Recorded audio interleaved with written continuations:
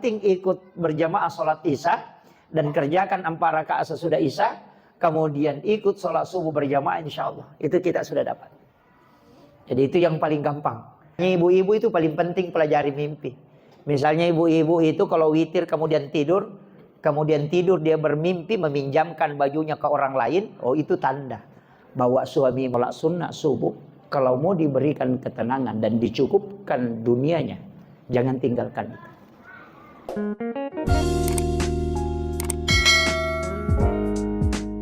Bismillahirrahmanirrahim. Assalamualaikum warahmatullahi wabarakatuh. Alhamdulillahirabbil alamin.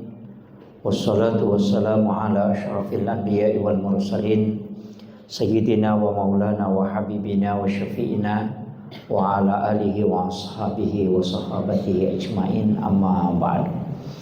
Mu'asyiral muslimin, ikhwanu fillah, sidang jamaah salat isya yang insyaallah dirahmati dan dimuliakan oleh Allah Subhanahu wa taala. Dari semua ibadah yang diperintahkan oleh Allah Subhanahu wa taala, setiap ibadah itu memiliki tingkat keistimewaan tersendiri. Salat itu fungsinya selain menghapuskan dosa, dia juga menambah pahala sekaligus mengangkat derajat. Kalau ibadah yang lain itu berbeda dengan sholat. Karena sholat sebenarnya begini, yang paling pokok dalam agama adalah ketika kebaikan itu lebih banyak atau lebih berat timbangannya dibanding dengan dosa, itu dipastikan orang itu selamat. Makanya disebut siapa yang berat timbangan kebaikannya, maka dia selamat. Jadi sebenarnya biar 100 atau 1000 dosa tak, kalau kebaikan tak 1001 tetap selamat. Yang penting tinggi. Nah, dalam kehidupan ini kan itu jian dua, Pak. Yang pertama dosa, dan itu selalu berbarengan. Dosa kemudian pahala.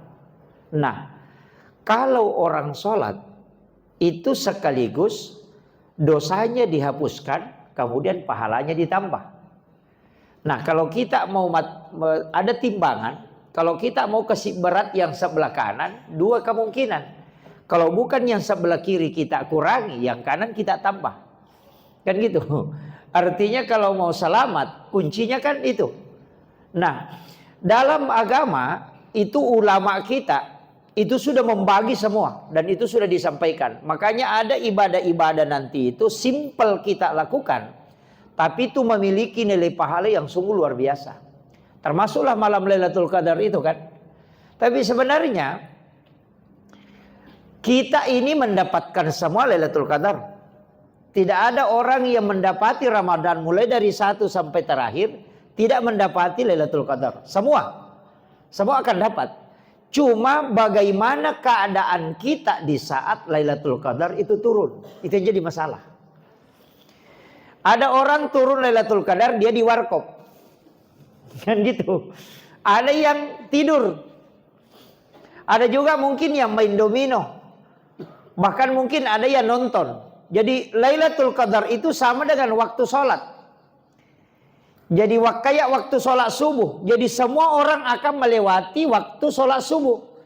Cuma ada yang pergi ke masjid sholat, ada yang nonton, ada yang tidur, ada banyak. Sama dengan Lailatul Qadar tadi. Jadi Lailatul Qadar itu yang jelasnya turun di dalam bulan Ramadan. Mulai dari 1 sampai akhir pasti. Makanya orang yang mengejarnya cukup beribadah mulai 1 sampai akhir. Itu pasti dapat. Makanya ulama kita pakai standar minimalis. Ada standar maksimal. Yang iktikaf itu standar maksimal. Kalau standar minimalis apa? Datang sholat isya berjamaah, kerjakan 4 rakaat sholat sunnah sesudah isya, kemudian datang sholat subuh berjamaah, usahakan kerjakan sholat sunnah sebelum subuh. Itu sudah dapat. Kenapa? Karena sholat isya berjamaah di masjid itu setara dengan bangun setengah malam untuk beribadah di hadapan Allah. Sholat sunat 4 rakaat sesudah Isya itu setara sholat 4 rakaat di malam Lailatul Qadar. Dan itu kata Nabi. Itu hadis sahih. Makanya sebenarnya kita tarawih 20 rakaat. Kalau tidak sholat sunnah Isya itu belum bisa mengalahkan, Pak.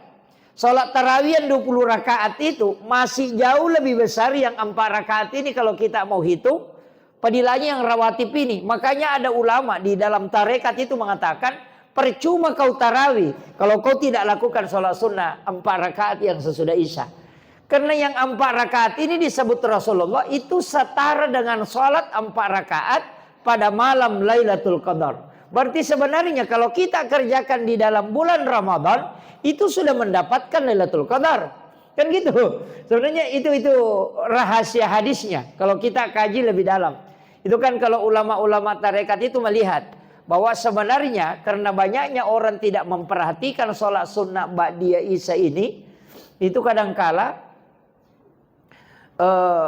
kita jadi begini, kalau Ramadan itu dahulukan istilahnya usahakan sholat kita ini tidak kurang, justru ditambah, ya. Jadi semua rawatib itu kerjakan. 4 rakaat sebelum duhur, 4 rakaat sesudah duhur, 4 rakaat sebelum asar. Kemudian 2 rakaat sebelum maghrib, 2 rakaat sesudah maghrib, 2 rakaat sebelum isya, 4 rakaat sesudah isya. Kemudian ambil sholat tahajud yang mau ambil 8, kemudian ditambah witir 3 rakaat. Bahkan bisa sholat sunnah mutlak, itu bisa. Ya, ambil duha 12 rakaat kalau tidak mampu cukup 8. Itu mestinya kalau di bulan Ramadan. Karena kenapa? Itu nilai sholat sunnah di Ramadan itu sama dengan sholat fardu. Ya. Jadi itu yang istimewanya. Makanya di Ramadan ini kita ambil aja itu setiap malam, Pak. Apalagi di sini kita adakan sholat sunnah tasbih setiap malam ganjil. Tapi kalau tidak malam ganjil, tidak datang ke masjid, di rumah kita lakukan. Kalau tidak bisa lakukan di rumah, cukup sholat sunnah mutlak di rumah. Ya, tambah sholatnya. Jadi kalau tidak itikaf di masjid, di sana di rumah kita usahakan beribadah. Jadi jangan hanya malam ganjilnya. Siapa tahu Lailatul Qadarnya turun di malam genap, kita kan tidak dapat. Makanya, tapi itu tadi kembali pada yang penting ikut berjamaah sholat Isya dan kerjakan 4 rakaat sesudah Isya, kemudian ikut sholat subuh berjamaah, insya Allah itu kita sudah dapat. Jadi itu yang paling gampang. Karena sholat subuh berjamaah itu sama dengan sholat 1 malam penuh. Itu nilai pahalanya. Makanya kalau Buya Hamka bilang begini, kalau mau cari orang beriman, datang sholat subuh. Kalau mau cari orang beriman. Tapi kalau mau cari orang Islam, pergi lebaran.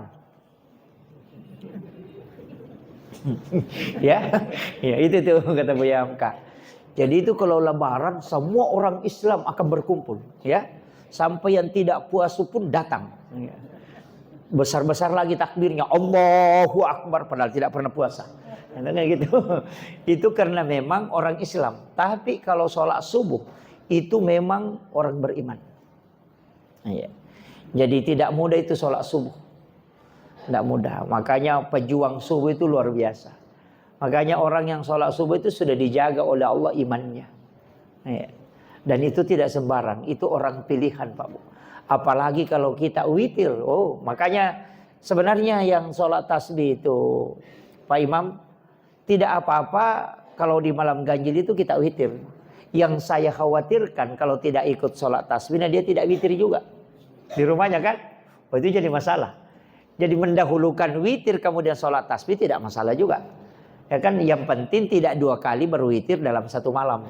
Karena yang dilarang Rasulullah itu la witrani illa fil lail. Tidak boleh 2 kali berwitir dalam 1 malam. Nah, kalau kita sudah sholat tarawih kemudian witir, sebenarnya bagusnya juga kalau kita witir supaya tidak diganggu jin. Karena orang yang sholat witir kemudian tidur pasti tidak diganggu jin. Tidak akan mimpi buruk itu. Kalau orang sudah witir kemudian bermimpi itu pasti isyarat. Makanya ulama itu kebanyakan mendahulukan witirnya. Supaya ketika dia bermimpi dia bisa tahu bahwa ini adalah isyarat. Kan isyarat mimpi itu banyak, Pak. Pelajari juga ini mimpi. Makanya ibu-ibu itu paling penting pelajari mimpi. Misalnya ibu-ibu itu kalau witir kemudian tidur dia bermimpi meminjamkan bajunya ke orang lain, oh itu tanda bahwa suamimu itu selingkuh. Dan itu sudah menikah itu. Nah, iya. Ada beberapa itu, Pak. Iya. Tapi sholat witir sebelum tidur. Dan tidak akan dimasuki jin dari alam tidurnya orang yang sudah berwitir. Makanya Allah janjikan itu. Dan Rasulullah bilang, tidak ada orang yang berwitir kecuali dia masuk dalam lingkaran kekasih Allah. Dan siapa yang meninggal kalau dia sudah berwitir itu pasti mati syahid. Itu dipastikan. Makanya satu sholat sunat, ini saya wasiatkan.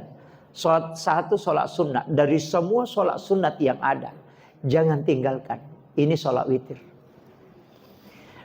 Sebenarnya kan dua sholat sunat itu yang istimewa, Pak. Yang pertama adalah sholat sunat sebelum subuh itu. Raka'atanil fajri khairum minad dunya wa ma fiha. Dua hadisnya itu juga mengatakan raka'atani qablal fajr. Makanya ada yang sholat itu sebelum azan. Karena dia pakai raka'atani qablal fajr, berarti sebelum fajar. Berarti sholat itu dikerjakan sebelum masuk fajar subuh. Nah, itu yang kerjakan sholat sunat 2 rakaat sebelum azan subuh.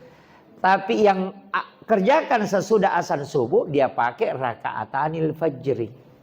Nah, jadi bahkan ada di kitab misteri sholat subuh itu mengatakan raka'atanil fajri itu justru sholat subuh, bukan sholat sunat. Tapi saya tidak sepakat. Karena kalau kita buka dalil, tidak ada dalil yang membicarakan secara spesifik itu sholat fardu. Yang dibicarakan pasti sholat sunat. Makanya yang dimaksud raka'atanil fajri itu adalah sholat sunat subuh. Dan apa kan Nabi bilang? Raka'atanil fajri khairum minad dunya wa ma fiha.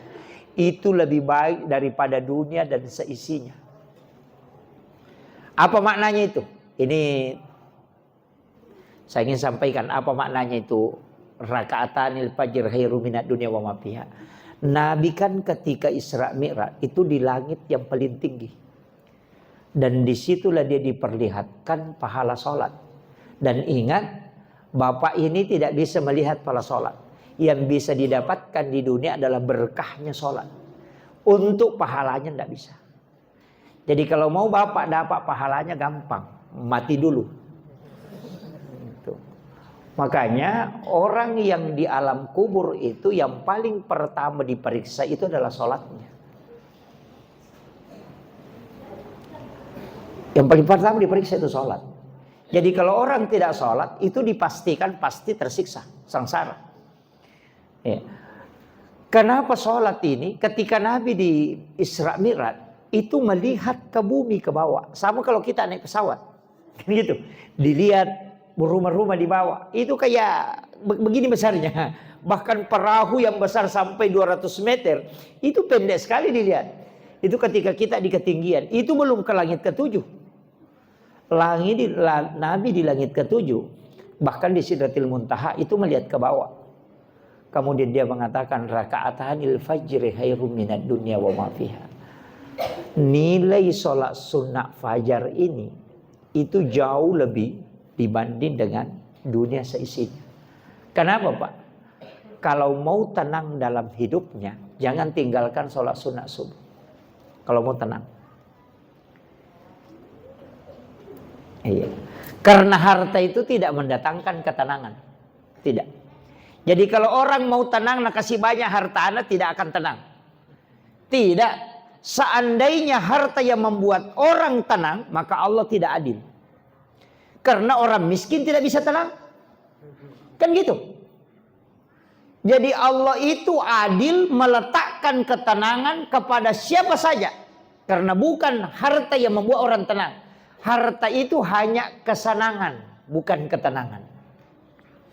Tapi tidak semua juga orang dikasih harta itu senang. Ada yang susah. Makanya kalau berdoa minta diberikan mobil sama Allah, ya Allah berikan rezeki supaya bisa punya mobil. Kalau tidak dikasih mobil, itulah yang terbaik.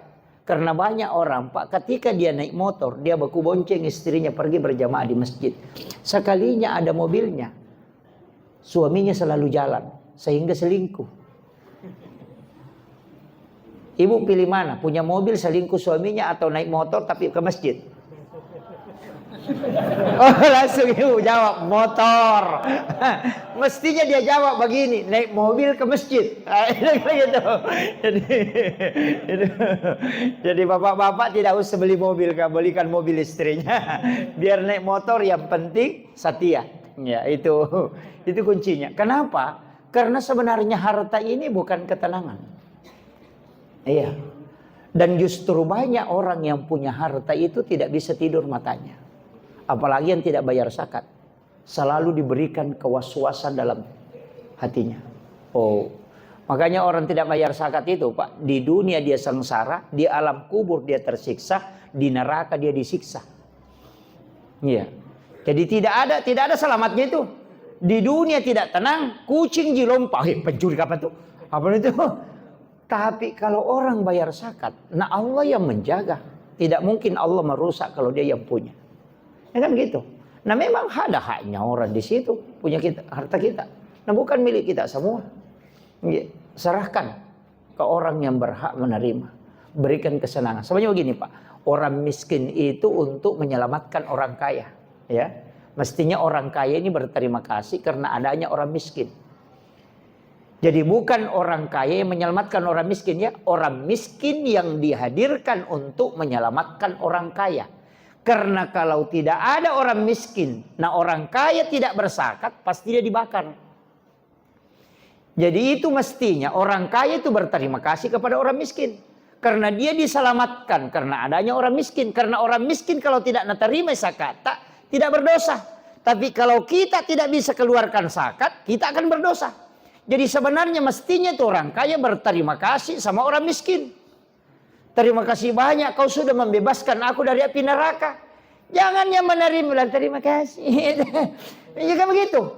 Mestinya orang kaya. Makanya itu kenapa orang kaya itu diminta mengantarkan zakatnya. Supaya dia betul-betul merasakan bahwa oh ini orang betul begini keadaannya. Supaya dia bisa mensyukuri keadaannya. Kan banyak orang tidak selalu melihat ke atas. Sehingga tidak memperhatikan. Ternyata banyak rezekinya masih mau tambah terus. Kan begitu. Tapi jangan jadi orang miskin, Pak, ya. Jangan jadi orang miskin. Jadilah orang kaya. Orang kaya itu bisa berzakat, bisa membantu orang. Tapi jangan menunggu pujian dari orang miskin ketika kita kasih zakat. Mestinya kita yang berterima kasih karena kita diselamatkan dari api neraka. Itu penting, ya. Ini penting. Karena kalau ada orang berzakat fitrah, tidak ku kasih. Tapi ada juga bahayanya itu orang miskin kalau selalu dikasih. 1 kali dikasih berterima kasih. 2 kali dikasih senang itu. 3 kali dikasih itu mulai lain-lain.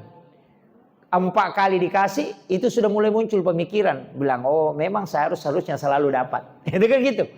Makanya Nabi juga melarang orang itu selalu meminta. Tangan di atas itu, yadul ulya khairum min yadil sufla. Tangan di atas lebih baik daripada tangan di bawah. Jadi jangan selalu mau begini. Tapi usahakan bersedekah. Ini penting. Karena itu bahaya, Pak. Makanya kalau di Basnas ini luar biasa gerakannya. Cuma mestinya di Basnas itu bikin zakat produktif. Zakat produktif. Sekalian kasih modal usaha untuk orang yang hebat. Istilahnya ini bisa mengelola ekonomi. Orang miskin kasih modal. Tapi dikontrol. Nanti dia menjual. Supaya tidak setiap tahun dikasih zakat. Mestinya begitu. Tapi ada juga kekurangannya biasa orang begitu, Pak. Kalau bantuan, Nabi ada bantuan. Itu juga jadi masalah otak gimpe tuh ya tuh makanya dibantu lagi. Kan rata-rata begitu. Makanya saya juga anukan memang perlu pembentukan karakter. Mestinya itu kalau ada orang tidak ada pekerjaannya, orang miskin kesiang, belikan motor bekas, nah pakai mangojek, itu dari Basnas dipakai, uang Basnas. Kemudian kalau misalnya ada orang ahli menjahit, belikan mesin jahit, kemudian dia menjahit supaya tidak setiap tahun dikasih zakat. Tapi dia bekerja kemudian mendapatkan. Kalau tukang batu belikan alat pertukangan, tukang las belikan alat untuk las. Mestinya itu namanya zakat produktif. Jadi dibelikan bahan, kemudian dia tetap bekerja. Jadi jangan malas. Karena ada mento itu orang selalu menunggu dikasih. Itu kalau ada bagi-bagi ada lagi namanya. Itu ya. Nah, tapi saya kasih tahu itu tadi sholat sunnah subuh ini yang terakhir. Sholat sunnah subuh kalau mau diberikan ketenangan dan dicukupkan dunianya, jangan tinggalkan itu.